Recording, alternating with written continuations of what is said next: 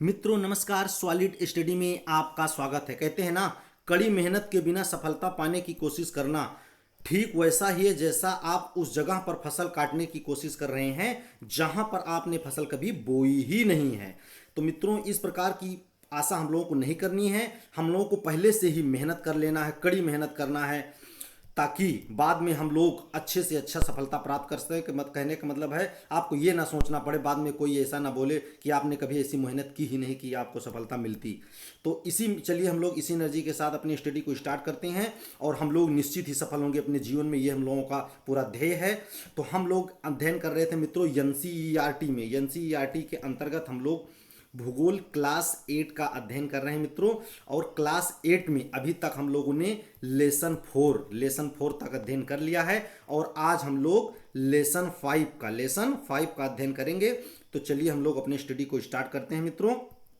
तो लेसन 5 में हम लोगों को अध्ययन करना है उद्योग का। किसका? उद्योग का, इंडस्ट्री का।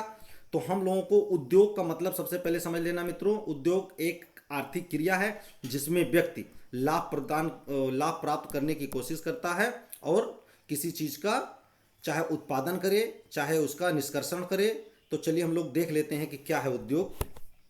उद्योग का संबंध आर्थिक क्रिया मतलब आर्थिक गतिविधि या आर्थिक क्रियाओं से है, जो कि वस्तुओं के उत्पादन, खनिज के निष्कर्षण अथवा सेवाओं की व्यवस्था से है। ये हम लोगों को ध्यान देना है। उद्योग जरूरी नहीं है कि केवल उत्पादन से रिलेटेड है। हम लोगों को ध्यान देना है कि उद्योग का संबंध आर्थिक गतिविधि से है, जो वस्तुओं के उत्पादन, क्या वस्तुओं का एक चीज जैसे इसमें वस्तुओं का उत्पादन भी हो सकता है, खनिजों का निष्कर्षण भी हो सकता है और सेवाओं का क्या है, सेवाओं की व्यवस्था भी हो सकती है। ये क्या है, उद्योग के अंतर्गत आते हैं। अब उद्योगों का वर्गीकरण क्या है? उद्योगों का वर्गीकरण मतलब क्लासिफिकेशन ऑफ द इंडस्ट्री। तो हम लोगों को ध्यान देना है कि उद्योगों का क्लासिफिकेशन मतलब उद्योगों का वर्गीकरण कच्चा माल, आकार। उद्योगों का वर्गीकरण किस आधार पर किया जाता है, ये हम लोगों को ध्यान देना है।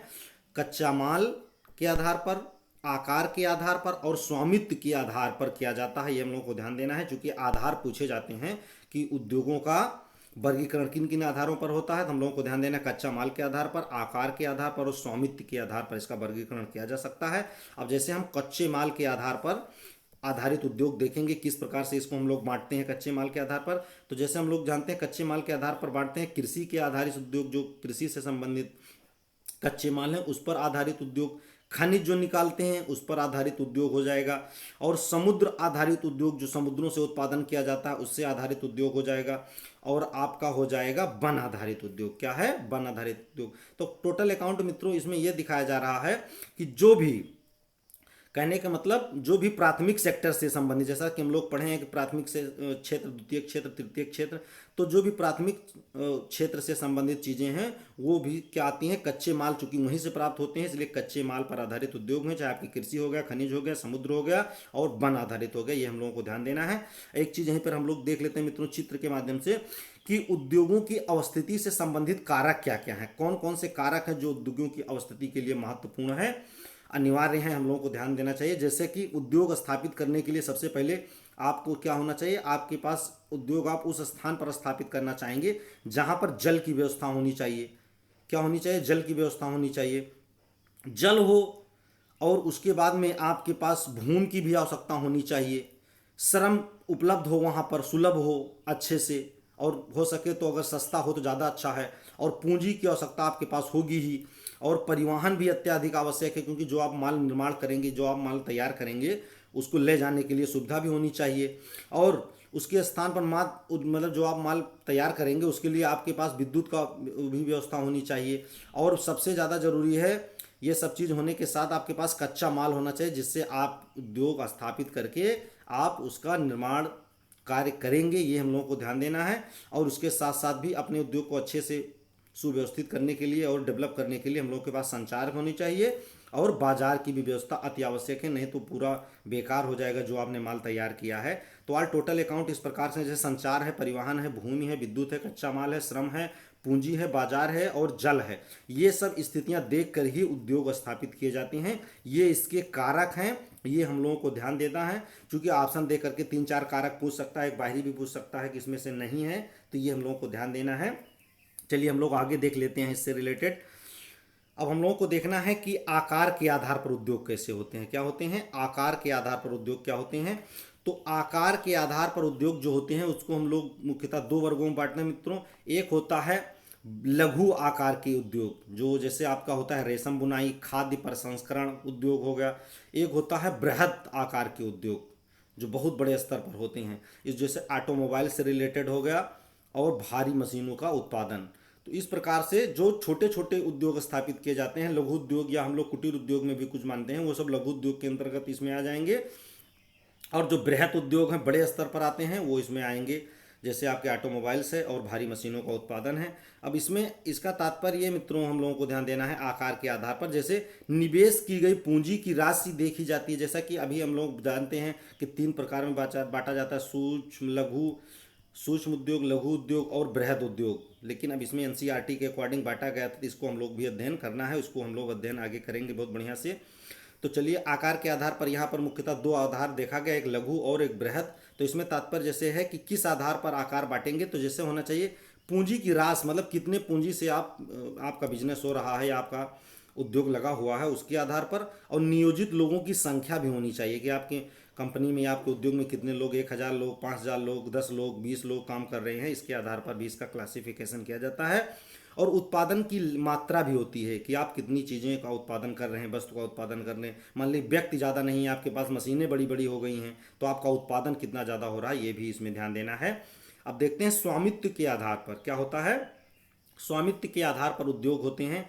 तो स्वामित्व के आधार पर जैसा कि हम लोग जानते हैं, ये काफ़ी इंपॉर्टेंट है मित्रों, सार्वजनिक उद्योग, जो सार्वजनिक होता है मतलब सर्विस, वो कहने का मतलब सरकारी सेक्टर का जो आपका उद्योग है, ये आपके सार्वजनिक सेक्टर वो हो जाएंगे उद्योग। और निजी सेक्टर, प्राइवेट सेक्टर है, जैसा कि हम लोग जानते हैं, प्राइवेट सेक्टर मतलब सेक्टर के उद्योग हो जाएंगे। उसके बाद में एक होता है सहकारी सेक्टर, क्या होता है, सहकारी कोऑपरेटिव, क्या कोऑपरेटिव सेक्टर। सहकारी का मतलब मित्रों होता है जिसमें इसमें कई लोग मिलकर के इसको स्थापित करते हैं। जैसे कि हम लोग जानते हैं कि अमूल डेयरी वगैरह हैं या राधिका, जो भी डेयरी है, या डेयरी क्या है कि कोई भी चीज़ें स्थापित जो की जाती हैं जिसमें कई लोग मिल करके उद्योग मतलब स्थापित करते हैं, उसी को हम लोग सहकारी उद्योग कहते हैं। क्या कहते हैं, सहकारी उद्योग।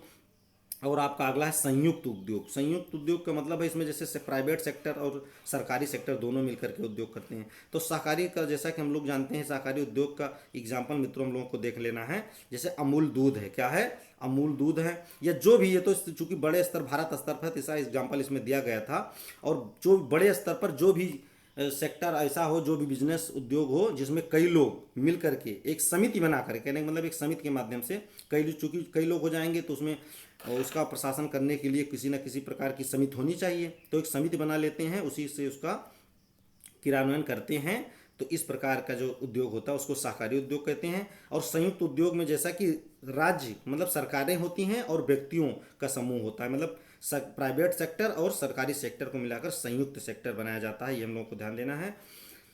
तो चलिए इसमें जैसा कि दिखाया गया है कि कच्चे माल के उत्पादकों पर, वो तो ठीक हो गया कि आपूर्तिकर्ताओं या कार्यकर्ताओं दोनों द्वारा, तो यही हम लोगों को ध्यान देना है कि ज़्यादा जो हम लोगों को अंतर स्पष्ट करना है कि यहीं पर अंतर, जैसे सार्वजनिक मतलब पब्लिक सेक्टर हो गया, इसको पता है, प्राइवेट मतलब निजी सेक्टर, इसमें दिक्कत नहीं है आपको। सहकारी मतलब कोऑपरेटिव ध्यान देना है। और संयुक्त सेक्टर, संयुक्त सेक्टर मतलब जहाँ प्राइवेट और सरकारी दोनों हों, जहाँ पर मतलब क्या हो जाएगा, आपके गवर्नमेंट भी हों और प्राइवेट भी हों, दोनों हों, वो आपके संयुक्त सेक्टर के अंतर्गत आते हैं। और जो सहकारी मतलब होता है जिसमें एक समितियों के माध्यम से कई लोग मिल करके उद्योग स्थापित करते हैं, तो उसमें एक समिति बनाकर जिसके हिसाब से उसका क्रियान्वयन करते हैं। तो ये हम लोगों को ध्यान देना है, इसमें अंतर स्पष्ट होना बहुत जरूरी है। इस समय तो याद रहता है, बाद में हम लोग भूल जाते हैं, इसलिए अभी से इसको क्लियर कर लेना है। तो चलिए हम लोग देखते हैं औद्योगिक तंत्र में निवेश, प्रक्रम और निर्गत क्या है, निवेश हैं और प्रक्रम हैं और निर्गत शामिल हैं, ये हम लोग को ध्यान देना। प्रक्रम चलिए हम लोग देख लेते हैं क्या है। इसमें कई तरह की क्रियाकलाप शामिल होते हैं जो कच्चे माल को परिष्कृत, क्या कहते हैं, परिष्कृत माल में परिवर्तित करते हैं। जैसे ओटाई करना, कटाई करना, बुनाई करना, ओटाई मतलब मड़ाई, रंगाई करना, छटाई करना, मतलब इस प्रकार के जो कार्य आते हैं ये प्रक्रम के अंतर्गत आते हैं इसके। और निर्गत में क्या होता है कि अंतिम उत्पाद और उससे अर्जित आय क्या कही जाती है, निर्गत जो कहते हैं निर्गत की गई है। तो यही हम लोगों को ध्यान देना है, अंतिम उत्पाद या उससे अर्जित आय जो होती है वो निर्गत के अंतर्गत आती है, हम लोगों को ध्यान देना है। अब औद्योगिक प्रदेश क्या है, औद्योगिक प्रदेश हम लोगों को देखना है। औद्योगिक प्रदेश का विकास तब होता है जब कई तरह के उद्योग एक दूसरे के निकट स्थापित हो जाते हैं। कहने का मतलब है जैसा कि हम लोग देखते हैं शहरों में रहता है कि फलाना औद्योगिक सेक्टर, फलाना औद्योगिक सेक्टर, नोएडा औद्योगिक सेक्टर। तो कहने का मतलब है कि जहाँ पर कई प्रकार के उद्योग आसपास स्थापित हो जाते हैं, पूरी एरिया जो होती है एक औद्योगिक मतलब सेक्टर कहने जाने लगती है। तो इसी को हम लोग धीरे धीरे जब बड़े स्तर पर हो जाती है तो इसी को औद्योगिक प्रदेश बोलते हैं, हम लोगों को ध्यान देना है। वो अपनी निकटता का लाभ आपस में बांटते हैं, चूंकि जब कोई कई प्रकार की, जैसे हम लोग देखते हैं मार्केट में जहाँ पर कई प्रकार की दुकानें होती हैं वहाँ पर लोग जाना ज़्यादा पसंद करते हैं कि एक काम से जाएंगे कई काम कर लेंगे, और वहाँ पर उसी हिसाब से लेबर रहने लगते हैं, बिजली की आपूर्ति, हर प्रकार की सुविधाएं हो जाती हैं। तो विश्व के प्रमुख औद्योगिक प्रदेश, जैसे पूर्वोत्तर अमेरिका का बहुत बड़ा प्रदेश है मित्रों, यहाँ पर बहुत बड़े विश्व स्तर की औद्योगिक प्रदेश डेवलप हुआ है। मध्य यूरोप का औद्योगिक प्रदेश है, पूर्वी एशिया में कुछ औद्योगिक प्रदेश हैं। तो ये हम लोगों को ध्यान देना, इसके बारे में हम लोग अध्ययन करते हैं। चलिए देखते हैं आगे। तो हम लोगों को जैसे कि मुख्य रूप से हम लोगों को ये ध्यान देना है कि जो औद्योगिक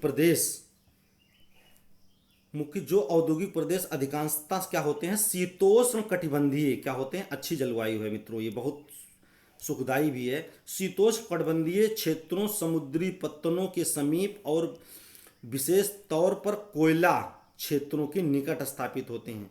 तो जैसा कि हम लोगों को पता है कि कोयला कोयला क्या है कि किसी भी उत्पादन में या किसी भी उद्योग के लिए, निर्माण के लिए अति आवश्यक साधन है।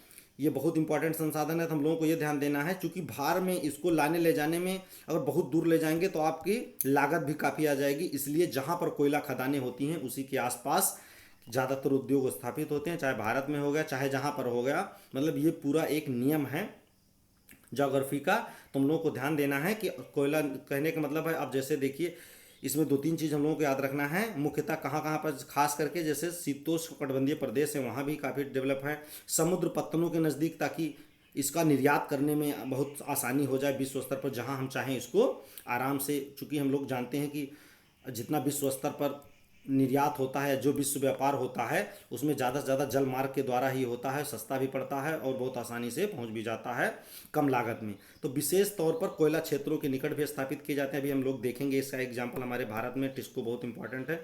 अब भारत में अनेक औद्योगिक प्रदेश हैं इस प्रकार के, जैसे मुंबई पुणे औद्योगिक प्रदेश, हम लोग जानते हैं मुंबई पुणे बिल्कुल क्या है, एक पत्तन के किनारे है, एक बंदरगाह के किनारे है। बंगलोर आपका काफ़ी डेवलप है आईटी सेक्टर के क्षेत्र में। हुबली प्रदेश ये भी कलकत्ता में ही है, हम लोग जानते हैं। पश्चिम बंगाल में गुड़गांव, दिल्ली मेरठ औद्योगिक प्रदेश, छोटा नागपुर का औद्योगिक प्रदेश, इस प्रकार के काफ़ी औद्योगिक प्रदेश हैं, हम लोगों को ध्यान देना है। क्योंकि हमारे देश की बात हो रही है तो औद्योगिक प्रदेशों को हम लोग को बहुत जानना है कि यहीं पर लोग कमाई करने भी जाते हैं, गाँव वगैरह से जो मजदूर कार्य करने जाते हैं ये हम लोग को ध्यान देना, यहीं पर लोग जाते हैं। जैसे मजदूर वो क्या है कि मुंबई और पुणे औद्योगिक समूह हैं, बंगलोर है, हुबली प्रदेश है, गुड़गांव, दिल्ली मेरठ औद्योगिक प्रदेश है, छोटा नागपुर औद्योगिक प्रदेश है। इस प्रकार के कुछ औद्योगिक प्रदेश हैं, इसको हम लोग को ध्यान देना है। अब आगे हम लोग देखते हैं उद्योग से रिलेटेड कोई एक घटना हो गई थी मित्रों, जो हमारी परीक्षा में काफ़ी पूछा जाता है, मोस्ट इंपॉर्टेंट है मित्रों। आप इसको अगर पढ़े हैं तो अच्छी बात है, नहीं तो आप इसको नोट कर लीजिए, यहाँ से क्वेश्चन काफ़ी आते हैं। जैसे भोपाल में, मध्य प्रदेश में भोपाल में 3 दिसंबर 1984 को क्या है, 3 दिसंबर 1984 को ये डेट काफ़ी पूछी गई है। आप इसको रट लीजिए या याद कर लीजिए, समझ लीजिए। Now it is depended on you, आप कैसे वो मतलब इसको ट्रीट करते हैं, बस आपको याद होना चाहिए। भोपाल में 3 दिसंबर 1984 को यूनियन कार्बाइड की कीटनाशी कारखाने में हाइड्रोजन साइनाइड तथा प्रतिक्रियाशील उत्पादकों की, क्या यहाँ पर हाइड्रोजन साइनाइड का उत्पादन होता था, प्रतिक्रियाशील उत्पादकों के साथ अत्यंत विषैली गैस क्या है, मिथिल आइसोसाइनाइड, क्या है मिथिल आइसोसाइनाइड, ये पूछा गया है मित्रों। आप उठा के प्रीवियस ईयर का क्वेश्चन देखेंगे कंपटीशन में, तो यहाँ से जब क्वेश्चन कभी आता है, कभी काफ़ी बार पूछे जाते हैं, जो भी क्वेश्चन साइंस में भी काफ़ी आते हैं। तो ये हम लोग को ध्यान देना है। दो चीज़ें आप लोग को इसमें याद रखना है। एक ये है कि भोपाल में जो भोपाल गैस त्रिसदी बोलते हैं इसको, जो चूँकि ये गैस का वो था पूरा फट गया था यहाँ का जो मतलब उसका टैंक था, तो ये हम लोगों को ध्यान देना है कि यहाँ था यूनियन कार्बाइड कीटनाशक के कारखाना था, ये हम लोग को ध्यान देना है, यूनियन कार्बाइड कीटनाशक का कारखाना था। ये तो सिर्फ याद रखना है, ज़्यादा नहीं पूछा जाता। ज़्यादा पूछा क्या जाता है मित्रों कि कब भोपाल गैस त्रिसदी कब हुई थी, तो हम लोग को ध्यान देना है कि 3 दिसंबर 1984 को हुई थी। और उसमें पूछा जाता है कि कौन सी गैस का रिसाव हुआ था, किस गैस का रिसाव हुआ था, तो हम लोगों को ध्यान देना है कि मिथिल आइसोसाइनेट या आइसोसाइनाइट लिखा है, मिथिल आइसोसाइनेट, ये हम लोगों को ध्यान देना है। ये बहुत इंपॉर्टेंट क्वेश्चन है मित्रों, दोनों अब काफ़ी बार पूछे जाते हैं। मिथिल आइसोसाइनेट गैस का रिसाव हुआ था और 1989 में सरकारी सूचना के अनुसार क्या था, 35,000 क्या है 35,598 व्यक्तियों की मृत्यु हो गई थी। बहुत बड़ी संख्या हो गई मित्रों। अमेरिका की कंपनी थी, वो बंदा भाग गया था लेकिन लौट के नहीं आ पाया इंडिया में। पैसा वालों के लिए बहुत ही दिक्कत है, ये हम लोगों को ध्यान देना। उस समय हमारा भारत उतना सशक्त नहीं था जितना होना चाहिए, तो ये हम लोगों को ध्यान देना। कहाँ की कंपनी थी, अमेरिका की थी। कब घटित हुआ था भोपाल गैस त्रिसदी, 3 दिसंबर 1984 को। यूनियन कार्बाइड कीटनाशक कंपनी थी। कौन सी गैस रिसाव हुई थी, मिथिल आइसो साइनाइट, क्या है मिथिल आइसोसाइनेट, ये हम लोगों को ध्यान देना है। चलिए बहुत दोहरा लिए इसको। अब चलिए नेक्स्ट आगे हम लोग देखते हैं मित्रों। अब जैसे कि हम लोग को ये देखना है कि विश्व स्तर पर जो औद्योगिक प्रदेश डेवलप हुए हैं मित्रों, कहाँ कहाँ पर है, जैसा कि हम लोगों को ध्यान देना है। ये विश्व स्तर के औद्योगिक प्रदेश हैं। औद्योगिक प्रदेश में जैसा कि हम लोग जानते हैं काफ़ी फेमस औद्योगिक प्रदेश है मित्रों अमेरिका का, क्या है ये यूएसए है, यूनाइटेड स्टेट ऑफ अमेरिका। इसके ऊपर वाला कनाडा है, इसमें भारत की कंट्रोवर्सी कनाडा से चल रही थी, और नीचे मैक्सिको है। तो ये देखिए चूँकि अमेरिका काफ़ी डेवलप है हर चीज़ में, तो यहाँ पर उद्योग भी काफ़ी डेवलप हुए हैं। तो ये यहाँ के औद्योगिक प्रदेश हैं बिल्कुल। ये अमेरिका का बोलते हैं इसको, ये अमेरिका का पूर्वी क्षेत्र है, क्या है पूर्वी क्षेत्र है। ये बहुत डेवलप है, इसलिए पूर्वोत्तर अमेरिका अभी हम लोग पढ़े थे आगे, क्या था पूर्वोत्तर अमेरिका बहुत डेवलप है उद्योग के मामले में। और उसके बाद में ये कैलिफोर्निया वाला क्षेत्र है जहाँ पर हॉलीवुड वगैरह है, लॉस एंजल्स, ये हम लोग को ध्यान देना है। ये मैक्सिको है। और उसके बाद में ये आपके दक्षिण अमेरिका का कुछ क्षेत्र है, ये हम लोगों को ध्यान देना है। यहाँ पर वेनेजुएला वगैरह के कुछ क्षेत्र हैं डेवलप हैं। और उसके बाद में ये आपका ब्यूनस आयर्स और असुनसियान वगैरह जो भी मतलब यूरुग्वे, तो ये हम लोगों को ध्यान देना है। ये जो क्षेत्र है ब्राज़ील और अर्जेंटीना का, ये औद्योगिक प्रदेश है दक्षिण अमेरिका का, कहाँ का दक्षिण अमेरिका का, ये हम लोगों को ध्यान देना है। और उसके बाद में अफ्रीका में ज़्यादा डेवलप अगर कहीं पर है मित्रों तो सबसे ज़्यादा डेवलप है साउथ अफ्रीका, दक्षिण अफ्रीका। अफ्रीका द्वीप समूह का एक देश है, इसका नाम है दक्षिण अफ्रीका, नाम ही है, क्या है दक्षिण अफ्रीका, हम लोगों को ध्यान देना। दक्षिण अफ्रीका साउथ अफ्रीका नाम है। यहाँ का केप टाउन, यहाँ की मृद जलवायु पाई जाती है, ये हम लोगों को ध्यान देना है। तो ये डेवलप है। और उसके बाद में ये उत्तरी अफ्रीका का क्षेत्र डेवलप है। और यूरोप तो आपको जैसा कि हम लोग जानते हैं कि यूरोप तो काफ़ी डेवलप ही है। पूरे यूरोप में लगभग क्षेत्रों पर कहीं थोड़ा थाड़ छोड़ दिया जाए तो लगभग औद्योगिक दृष्टि से बहुत डेवलप है। उसके बाद में ये आपका पूरा क्षेत्र है जिसको हम लोग पूर्वी एशिया कहते हैं, बहुत डेवलप है। यहाँ पर जापान है, कोरिया है, चाइना का काफ़ी सेक्टर है। और उसके बाद में मकाऊ है, कहने का मतलब हांगकांग काफ़ी डेवलप, विश्व का बहुत डेवलप प्रदेश है हांगकांग है, चाइना के अंतर्गत आता है मित्रों। तो ये हम लोगों को ध्यान देना है। और उसके बाद में ये हमारे भारत, प्यारा भारत है, इसमें भी काफ़ी डेवलप क्षेत्र हैं।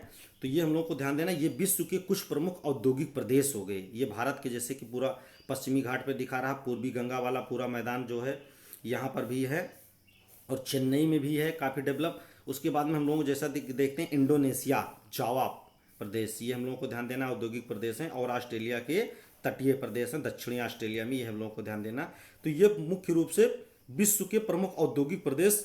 चूंकि मित्रों हम लोगों को ध्यान देना है कि हम लोग जो स्टडी कर रहे हैं अभी, चूंकि इंट्रो एक सेक्शन एक हिसाब से चल रहा है, तो हम लोग क्लास 8 के अकॉर्डिंग अध्ययन कर रहे हैं। इसलिए हम लोगों को ध्यान देना है कि अभी हम लोग इसको सिर्फ परिचय करें कि कहाँ कहाँ पर औद्योगिक प्रदेश पाए जा रहे हैं, किस देश में हैं, किस महाद्वीप में हैं।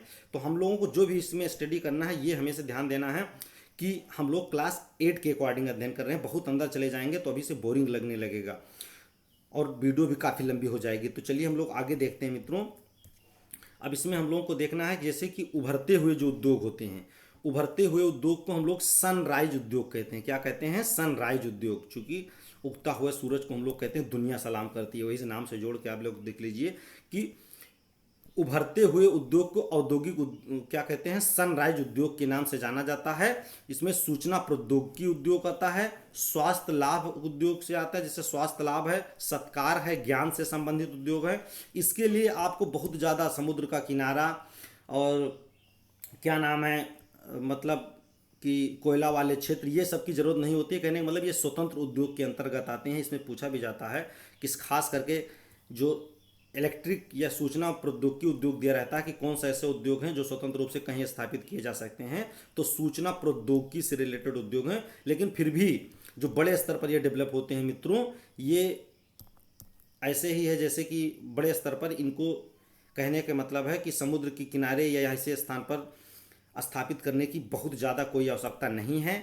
जैसा कि हम लोग जानते हैं हमारे भारत में क्या है, बंगलोर, क्या है, बंगलोर है, बंगलुरु।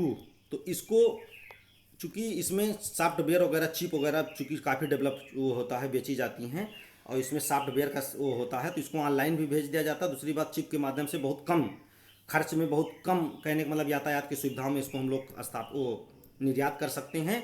तो इसलिए हम लोग को ध्यान देना है कि इस प्रकार के सूचना प्रौद्योगिकी से संबंधित उद्योग को बहुत ज़्यादा भार वाहन की आवश्यकता नहीं होती है, ये स्वतंत्र पूर्वक उद्योग स्थापित किए जा सकते हैं। तो ऑप्शन देकर पूछेगा कौन से उद्योग हैं जो इसको लिए बहुत संसाधनों की आवश्यकता नहीं होती, इसको कहीं भी यार आप आराम से स्थापित कर सकते हैं। तो सूचना प्रौद्योगिकी उद्योग या हम लोगों को आईटी सेक्टर ध्यान देना है।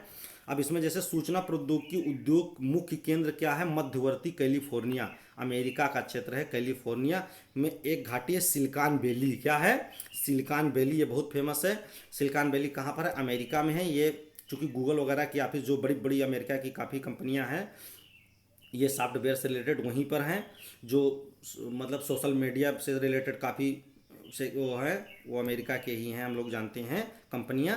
तो भारत के बंगलोर प्रदेश, क्या है, बंगलोर प्रदेश है, ये भी काफ़ी आईटी सेक्टर में डेवलप है। इसीलिए भारत का सिलिकॉन वैली अगर पूछा जाता है कि भारत का सिलिकॉन वैली कहाँ है, भारत का सिलिकॉन वैली ये पूछा जाता है कि भारत का सिलिकॉन वैली कहाँ पर है, तो हम लोगों को ध्यान देना है भारत का सिलिकॉन वैली बंगलुरु में है। कहाँ पर है, बंगलुरु में है, ये हम लोगों को ध्यान देना है। काफ़ी क्वेश्चन पूछा जाता है, वनडे एग्जाम में भी काफ़ी आता है। तो सिविल सर्विस में इस प्रकार के नहीं आते, आएंगे तो थोड़ा बड़ा करके घुमा के पूछेंगे, लेकिन वनडे एग्जाम में बहुत पूछा जाता है मित्रों, ये हम लोगों को ध्यान देना है कि भारत का कैलिफोर्निया बंगलोर है, ये हम लोगों को ध्यान देना है। आगे हम लोग देखते हैं इस्पात, मतलब लौह इस्पात उद्योग, लौह स्टील, आयरन स्टील उद्योग से संबंधित हम लोग देखते हैं। इस्पात प्रातः आधुनिक उद्योगों का मेरुदंड, मतलब backbone of the modern industry का बैकबोन है, ये हम लोगों को ध्यान देना है। मेरुदंड है, क्योंकि इसके बिना हम लोग जानते हैं स्टील उद्योग के बिना कोई भी उद्योग स्थापित नहीं हो पाता। बहुत ही ज़्यादा कहीं ना कहीं स्टील किसी न किसी रूप में उसमें लगती ही है। अब जैसे इसमें प्रगलन क्या होता है हम लोग देख लेते हैं। यह एक ऐसी प्रक्रिया है जिसमें धातुओं को उनके अयस्कों से, अयस्क मतलब हम लोग जानते हैं जो जमीन से खोद के खनिज निकाले जाते हैं, अयस्कों द्वारा गलनांक बिंदु से अधिक तपा कर निष्कर्षित किया जाता है। कहने का मतलब जो उसको शोधित किया जाता है तो एक प्रकार की प्रगलन क्रिया के अंतर्गत आता है, उसको निष्कासित किया जाता है। भारत में जैसे भद्रावती विजयनगर कर्नाटक में है, यहाँ पर जो लौह अयस्क के उत्पादन क्षेत्र मित्रों हम लोगों को ध्यान देना है, जहाँ पर प्रसंस्कृत भी किए जाते हैं। जैसे भद्रावती विजयनगर कर्नाटक में है, विशाखापत्तनम आंध्र प्रदेश में है, और जो आपका है सलेम, क्या है, सलेम, ये क्षेत्र पूछा जाता है। कई क्षेत्रों मतलब बांध वगैरह के लिए भी फेमस है। सलेम तमिलनाडु में महत्वपूर्ण इस्पात केंद्र है, ये हम लोगों को ध्यान देना है। तो जो भद्रावती और विजयनगर है आपके कर्नाटक में है, और बंगलुरु और आंध्र प्रदेश, आप जो बंगलुरु है वो सॉरी जो आपके विशाखापत्तनम है आंध्र प्रदेश में है, और सलेम आपके तमिलनाडु में है, ये हम लोगों को ध्यान दिए रहना है। चलिए आगे हम लोग देख लेते हैं। अब हम लोग भारत की बहुत बड़ी कंपनी के बारे में देखेंगे, जो हमारे भारत की लगभग पहली कंपनी है और बहुत बड़े स्तर पर आयरन स्टील का काम करती है भारत में। यह है Tata iron and steel company, TISCO, क्या है, Tata iron and steel company TISCO. कहाँ पर है, झारखंड के जमशेदपुर में, क्या है, जमशेद जी टाटा हम लोग नाम सुने थे, उन्हीं के नाम पर पड़ा हुआ है जमशेदपुर। तो 1947 से पूर्व भारत में केवल एक ही इस्पात मतलब स्टील, एक ही इस्पात का कारखाना था, यह भी निजी का, टाटा समूह का था, निजी समूह का था। स्वतंत्रता के बाद सरकार ने इसे अपने हाथ में ले लिया। झारखंड में क्या है, झारखंड में स्वर्ण रेखा, ये हम लोगों को ध्यान देना, पूछा जाता है। झारखंड में स्वर्ण रेखा और खरकई, खरकई नदी क्या है, स्वर्ण रेखा और खरकई नदी के संगम पर साकची स्थान का नाम है। साकची में सन 1907 में टिस्को की स्थापना की गई थी, ये हम लोगों को ध्यान देना है। झारखंड में कहाँ पर, स्वर्ण रेखा और खरकई नदी के, अभी हम लोग इसको देखेंगे चित्र के माध्यम से, क्या है, स्वर्ण रेखा और खरकई नदी के संगम पर साकची स्थान में 1907 में टिस्को कंपनी की स्थापना की गई थी। भौगोलिक रूप से जमशेदपुर क्या है, अब देखिए भौगोलिक आ गया कि स्थापित कहाँ पर करनी चाहिए। भौगोलिक रूप से जमशेदपुर देश में लौह इस्पात केंद्र के रूप में सर्वाधिक सुविधाजनक केंद्र पर स्थान पर स्थापित किया गया है, मतलब स्थान पर है।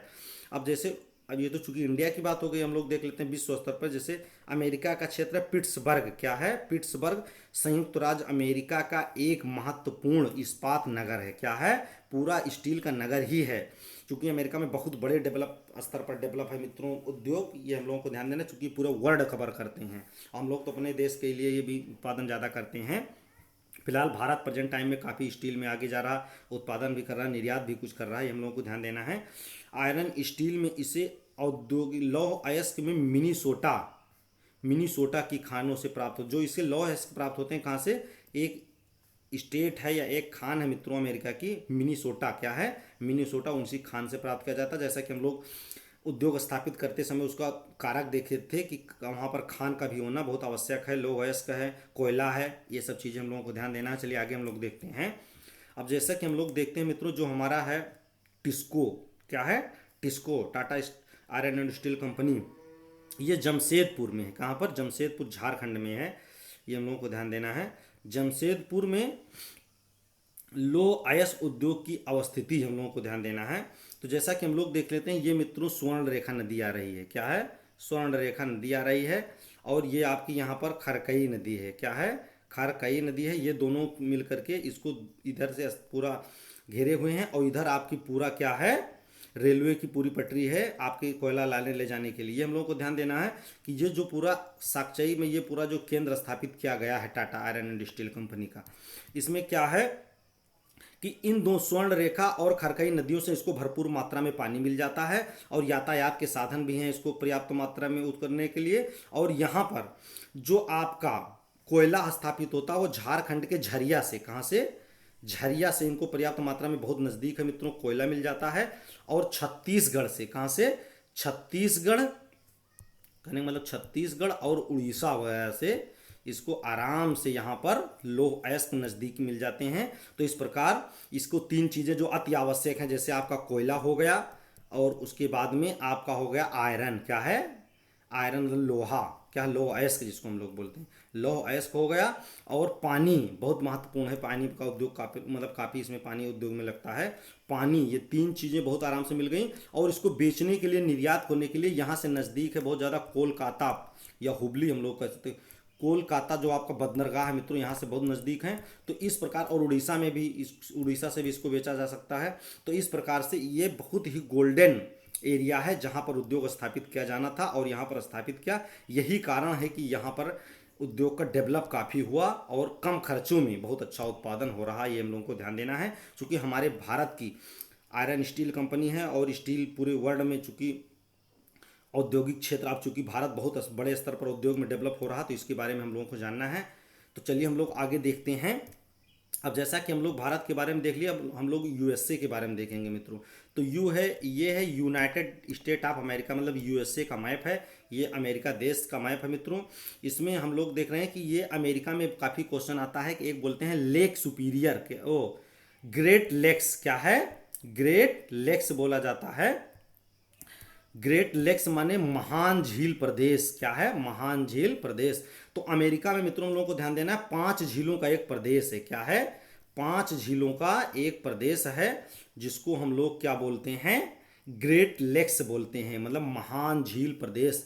तो इसमें विश्व की सबसे पहले ताजे पानी की झील, जैसा क्वेश्चन आता है कि लेक सुपीरियर है, हम लोग जानते हैं। तो ये अमेरिका और कनाडा में मिला करके 5 झीलें हैं, जिसमें से 1-2 झील अमेरिका में केवल है। तो हम लोग को ध्यान देना है, जैसे आपकी हो गई सुपीरियर, आगे आप लोग को इसको पढ़ना भी पड़ेगा बड़े स्तर पर, सुपीरियर हो गई, ये आपकी हो गई मिशिगन, ये आपकी हो गई ह्यूरन, और ये आपकी हो गई इरी, और ये होगी ओंटेरियो। ये 5 झीलें हैं मित्रों, जिसको मिला करके बोला जाता है ग्रेट लेक्स। विश्व की ग्रेट लेक्स हैं, महान झील प्रदेश बोला जाता है। और ये झीलें बहुत बड़े स्तर पर हैं, और इनसे यहाँ से चूंकि विश्व समुद्र से मिली हुई हैं मित्रों, और समुद्र से होते हुए यहाँ से करके आ करके अमेरिका इन्हीं के द्वारा अपने पूरे देश में क्या करता है, बहुत बड़े स्तर पर बहुत सस्ते में, क्या है, बहुत सस्ते में विश्व स्तर के सामानों को अंदर तक पहुंचा देता है, देश के अंदरूनी भागों तक। और यहाँ से उत्पादित माल को अभी विदेशों में बहुत सस्ते से अपने देश के अंदर करने, मतलब बहुत ट्रांसपोर्ट खर्चा बहुत कम करके ये समुद्र में पहुंचा देता है, वहाँ से बहुत सस्ते में विश्व स्तर पर पहुंचा देता है। इसलिए यहाँ का उद्योग बहुत डेवलप है।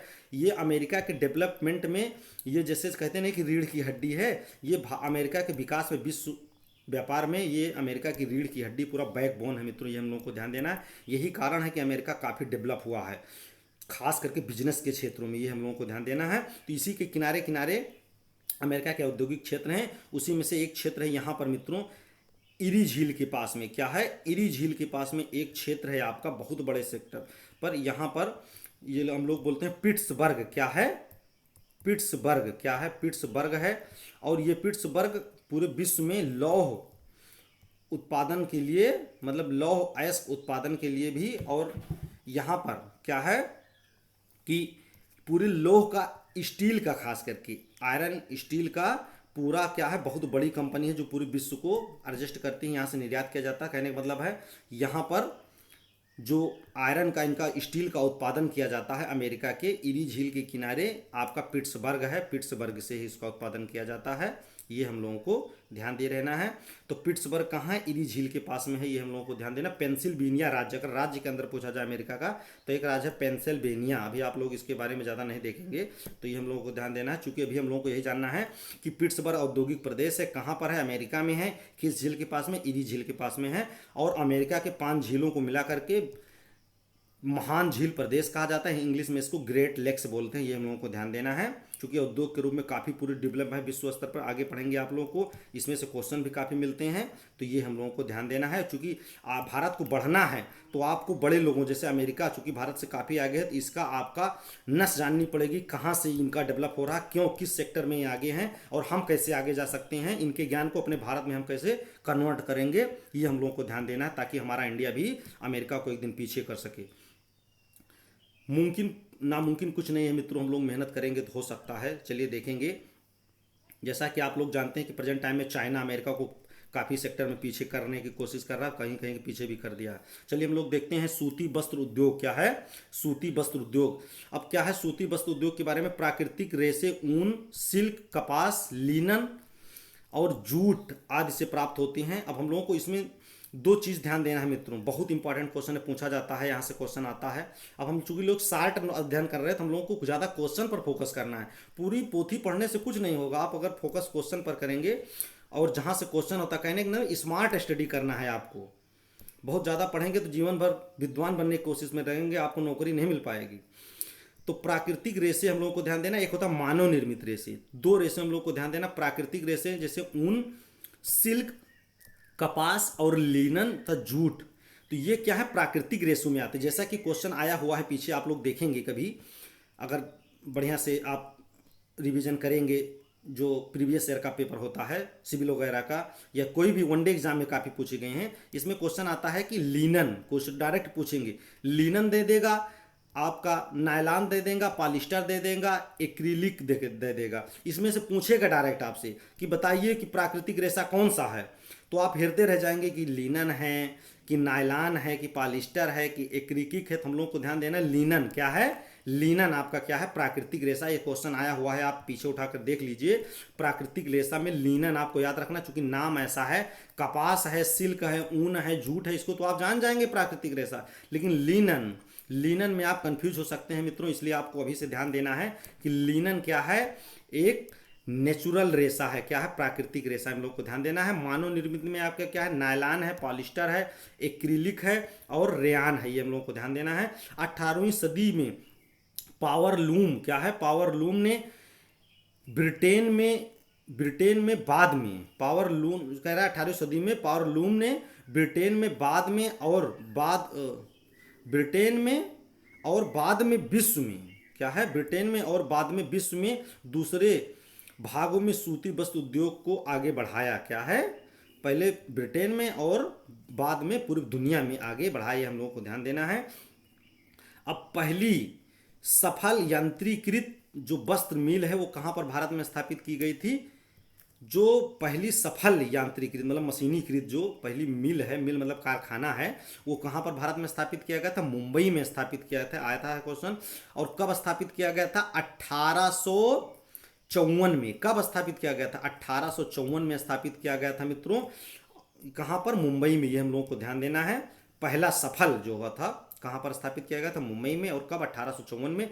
देश में प्रथम वस्त्र उद्योग 1818 में कोलकाता में के समीप फोर्ट ग्लेस्टार में स्थापित किया गया था, लेकिन ये सफल नहीं हो सका, बाद में इसको बंद होना पड़ा। इसलिए हम लोग यहाँ पर देखो लिखे हुए हैं सफल। क्या है? सफल। बिल्कुल एकदम शार्ट बनाया गया है कि आप लोगों को कहीं पर आपको टेक्निकल फॉल्ट नहीं मिलेगा। हाँ, राइटिंग में थोड़ा सी गड़बड़ी हो सकती है, तो हम लोग को ध्यान देना है कि पहली सफल यांत्रिकृत मिल कहाँ पर स्थापित की थी? मुंबई में। कब स्थापित की गई थी? 1854 में। और जो पहली सबसे पहले स्थापित की गई थी, सफल असफल नहीं देखना है, तो 1818 में कोलकाता में स्थापित की गई थी, लेकिन बाद में ये बंद कर दी गई। ये हम लोगों को ध्यान देना है।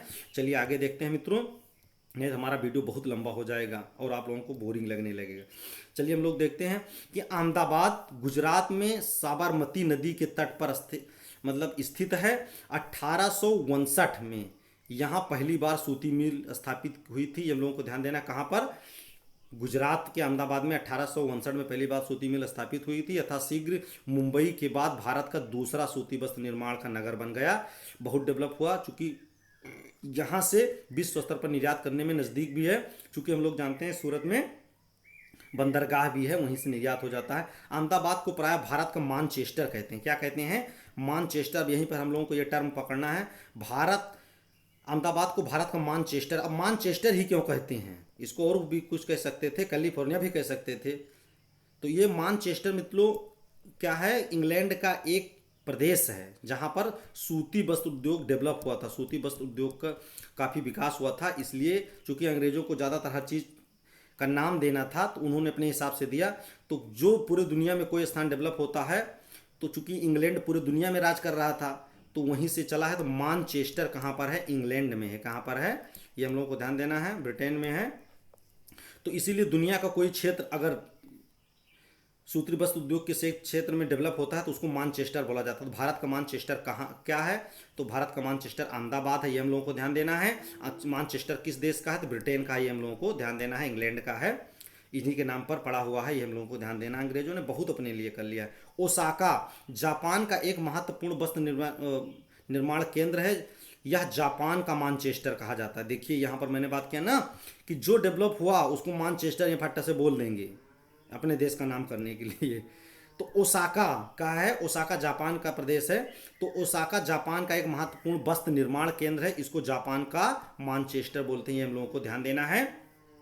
बंगलोर दक्कन पठार पर अवस्थित है। बंगलोर कहाँ स्थित है? दक्कन के पठार पर स्थित है, जहाँ से इसका नाम सिलिकॉन पठार पड़ा। क्या है? चूंकि हम लोग जानते हैं सिलिकॉन वैली अमेरिका में है और भारत का सिलिकॉन वैली बंगलोर को कहा जाता है, तो इसी के नाम पर, बंगलोर के पठार के नाम पर इसका सिलिकॉन पठार भी पड़ गया। ये हम लोगों को ध्यान देना है। यह शहर वर्ष भर मृदु जलवायु मतलब बहुत ही सुखदायी जलवायु के लिए प्रसिद्ध है। जैसा कि हम लोग जानते हैं अमेरिका का कैलिफोर्निया है, उसी हिसाब से भारत का बंगलोर है और जलवायु के रूप में भी है। तो इसीलिए यहाँ पर इस प्रकार की समानताएं पाई जा रही है, इसीलिए डेवलप हुआ यहाँ पर। अब जबकि सिलिकॉन घाटी, अब हम लोग को ध्यान देना, अमेरिका की जो सिलिकॉन घाटी है वो सांता क्लारा घाटी, ये पूछा जाता है मित्रों, क्वेश्चन पीसीएस वगैरह में आते हैं। इसमें से क्वेश्चन आया था पीछे, आप प्रीवियस ईयर में देखेंगे, मिलाने के लिए, मिलान करने के लिए कि जो आपकी सांता क्लारा घाटी है, ये डायरेक्ट भी पूछे गए हैं समीक्षा अधिकारी वगैरह में। तो जो सिलिकॉन घाटी है सांता क्लारा घाटी का एक भाग है। कौन सा घाटी का? सांता क्लारा अमेरिका की एक घाटी है कैलिफोर्निया में। अभी इसको हम लोग देखेंगे। तो सांता क्लारा घाटी का एक भाग है, ये हम लोगों को ध्यान देना है। क्या है? सिलिकॉन घाटी सांता क्लारा घाटी का भाग है, जो उत्तरी अमेरिका के रॉकी, जैसा कि हम लोग जानते हैं रॉकी पर्वतमाला के निकट स्थित है। विश्व में दो विशाल पर्वतमाला हैं, जैसा कि हम लोग जानते हैं मित्रों। एक होता है आपका, मान लीजिए उत्तरी अमेरिका में है, और एक आपका है मान लीजिए यहाँ पर, अगर हम दक्षिणी अमेरिका मित्रों बनाएं तो ऐसे ही कुछ मैप है, सही नहीं बना है पूरा। तो जैसे यहाँ पर जो उत्तरी अमेरिका में डेवलप है मित्रों, यहाँ पर एक है, इसको हम लोग बोलते हैं रॉकीज पर्वतमाला। क्या है? रॉकीज पर्वतमाला। ये हम लोगों को ध्यान देना, पूछा जाता है। रॉकीज पर्वतमाला पूरी है, बहुत बड़े स्तर, अमेरिका, कनाडा और मैक्सिको तक फैली हुई है, हम लोगों को ध्यान देना है। और यहाँ पर जो दक्षिण अमेरिका में पूरे उसमें महाद्वीप में लगभग फैली है, इसको हम लोग एंडीज कहते हैं। क्या कहते हैं? एंडीज कहते हैं। ये पूछा जाता है, तो कन्फ्यूजन ना हो इसलिए हम लोग इसको साथ साथ में अध्ययन कर रहे हैं कि रॉकीज, रॉक स्टार जान लीजिए अमेरिका में रहते हैं, कनाडा में, तो रॉकीज कहाँ पर है? रॉकी पर्वत अमेरिका में है। अब उत्तरी अमेरिका कहाँ है? उत्तरी अमेरिका महाद्वीप पर। और एंडीज पर्वतमाला दक्षिणी अमेरिका महाद्वीप में। ये हम लोगों को ध्यान देना है। चलिए आगे हम लोग देखते हैं। अब आगे है मित्रों सिलिकॉन घाटी के बारे में हम लोग देख लेते हैं, इसका कुछ जलवायु वगैरह। तो जैसा कि सिलिकॉन घाटी की जलवायु शीतोष्ण है। क्या है? शीतोष्ण है, बहुत मृदु जलवायु मानी जाती है, विश्व स्तर पर बहुत अच्छी, यूरोप पूरा इसी में लगभग स्थित है मित्रों, जो ही बहुत सुखदायी होती है। यहाँ शायद कभी ही तापमान 0 डिग्री से नीचे जाता है। मतलब कहना है मतलब बहुत ज़्यादा ठंडी भी नहीं होती, बहुत ज़्यादा गर्मी भी नहीं होती है, बहुत मृदु जलवायु है, मानव के लिए सबसे अच्छी जलवायु मानी जाती है। ये हम लोगों को ध्यान देना है। और चलिए हम लोग देखते हैं सिलिकॉन पठार। क्या है? सिलिकॉन पठार बंगलोर और सिलिकॉन घाटी कैलिफोर्निया के अवस्थितिकी का लाभ और समानताएं भी पाई जाती है। मतलब ये बता रहा है टोटल अकाउंट कि अमेरिका के कैलिफोर्निया और भारत की बंगलोर में दोनों में काफ़ी समानताएं पा जा रही हैं और इसी डेवलप होने का रीजन भी है। अब हम लोग जैसे देखते हैं कि देश में सबसे पहले सूचना प्रौद्योगिकी की घोषणा कब हुई थी? हम लोग को ध्यान देना है। सूचना प्रौद्योगिकी नीति के हिसाब से बात हो रही है। देश में सूचना प्रौद्योगिकी की घोषणा सबसे पहले कब हुई थी? तो 1992 में हुई थी। हम लोगों को ध्यान देना 1992 में कहाँ पर हुई थी? कर्नाटक राज्य के द्वारा हुई थी, चूंकि बंगलोर हम लोग जानते हैं कर्नाटक में भी हैं।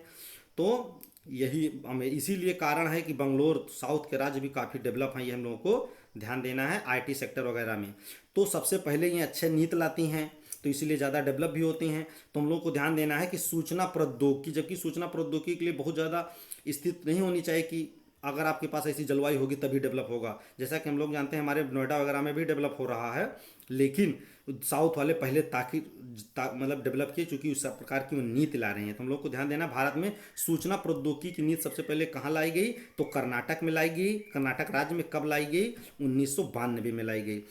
तो चलिए हम लोग देखते हैं मित्रों, अब देख लेते हैं कि विश्व स्तर पर लौह जो अयस्क का उत्पादन क्षेत्र है वो कहाँ कहाँ पर, जैसा कि हम लोग औद्योगिक प्रदेश देखे थे उसी प्रकार से विश्व स्तर पर हम लोग क्या देख लेते हैं, प्रमुख लौह अयस्क उत्पादन क्षेत्र देख लेते हैं। तो जैसा कि हम लोग देखे हैं कि अमेरिका में चूंकि उद्योग क्षेत्र डेवलप है, तो औद्योगिक स्तर पर जैसा कि हम लोग अभी देखिए ये महान झील प्रदेश है, ये आपका पिट्सबर्ग के पास दिखाया गया है।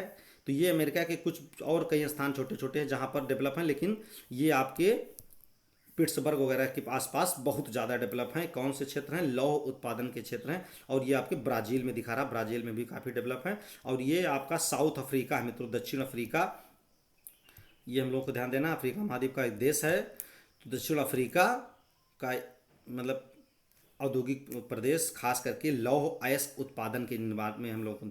और यूरोप में देखिए पूरा यूरोप बिल्कुल खचाखच भरा है, जबकि यहाँ इनके यहाँ उत्पादन बहुत ज़्यादा नहीं होता, जर्मनी वगैरह में तो होता है। और कई स्थान हैं जैसे रूस में भी काफ़ी है, और कई हैं जहाँ पर लौह अयस्क का उत्पादन होता है, लेकिन बहुत देश ऐसे हैं जो खरीद करके भी क्या करते हैं, लौह को प्रसंस्कृत करके बेचते हैं। वही हाल पूरे जापान का है। क्या है? जापान भी इस आगे सेक्टर में बहुत आगे, वहाँ लौह अयस्क बहुत कम पाया जाता है, लेकिन खरीद करके शुद्ध करके स्टील बहुत बेचते हैं। और चाइना भी काफ़ी डेवलप है, ये हम लोगों को ध्यान देना है। और हमारे भारत में जो आपका हुबली वाला प्रदेश या झारखंड, छत्तीसगढ़, उड़ीसा के आसपास वाला क्षेत्र है, ये भी काफ़ी डेवलप है, ये हम लोगों को ध्यान देना। ऑस्ट्रेलिया भी यह क्षेत्र है। तो ये प्रमुख लौह इस्पात के उत्पादन केंद्र थे मित्रों विश्व में जो डेवलप हुए थे, ये हम लोगों को ध्यान देना है। चलिए हम लोग आगे देखते हैं। तो ये पूरा पार्ट मित्रों हम लोगों का थोड़ी डिटेल से चर्चा हो गई, ज़्यादा हो गया, कोई दिक्कत नहीं है। और आगे जाते तो हम लोगों की वीडियो बहुत लंबी हो जाती। तो इसी प्रकार से अगर हम लोग अध्ययन करते रहे मित्रों, तो हमारा बेस धीरे धीरे मजबूत हो जाएगा और निश्चित ही हम लोग अच्छी से अच्छी परीक्षाओं को बीट करेंगे और सफलता निश्चित पाएंगे और अपने परिवारजनों के और अपने जीवन में खुशियां घोलेंगे। तो चलिए हम लोग यहीं पर अपनी चर्चाओं को समाप्त करते हैं। नेक्स्ट वीडियो में हम लोग फिर मिलेंगे मित्रों। जय हिंद, जय भारत।